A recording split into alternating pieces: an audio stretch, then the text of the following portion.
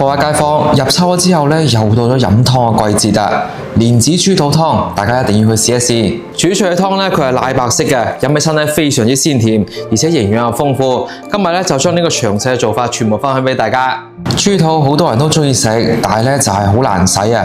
今日咧就將呢個清洗豬肚嘅小技巧分享俾大家。我哋先將豬肚表面咧多餘啲油脂啊，將佢剪咗去，再將豬肚反個面，加啲鹽，加翻啲生粉入去，再加翻啲白醋，用手咧好似洗衫咁樣捽一捽佢，將豬肚入邊嗰啲黏液咧洗出嚟。洗完之後咧，用清水沖多佢幾次，跟住將豬肚凍水落鑊，加翻啲薑葱、花雕酒去腥，開大火飛佢幾分鐘水之後咧，撈翻出嚟，將表面嗰啲剩低嗰啲黃色嘅膜啊，用刀刮乾淨。如果唔係，陣間煲出嚟啖湯咧就會有少少苦味啦。跟住咧，再將佢切成長條。平時咧中意飲豬肚湯嘅街坊啊，今次呢個視頻咧一定要點個小紅心關注收藏起身啦。唔知飲咩湯嘅時候咧，又可以睇翻。鍋入邊油熱之後，加翻啲薑片、白胡子撈入去爆香佢先，再加啲豬肚入去，開大火炒佢幾分鐘，將啲生水炒乾，炒到好似咁樣，表面咧微微地焦黃就可以啦。跟住將佢轉入砂煲，加翻啲滾水入去，用中火煲佢40分鐘。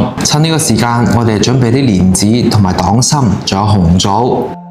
我平時食開呢個咧就係湘潭正宗嘅串三蓮嚟嘅，有國家地理標誌認證嘅，冇分流冇漂過白嘅。平時咧屋企老人家小朋友一年4季都啱食噶。將啲食材洗乾淨，放入砂煲入邊，繼續煲佢20分鐘。出鍋之前加少少鹽調下味，再加翻啲杞子入去。一碗好飲又暖胃嘅蓮子豬肚湯就搞掂啦！啲豬肚咧寫身好腍好嫩嘅，一啲都唔柴。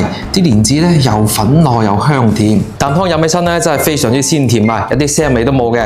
中意嘅街坊咧都可以收藏起身試一試噶。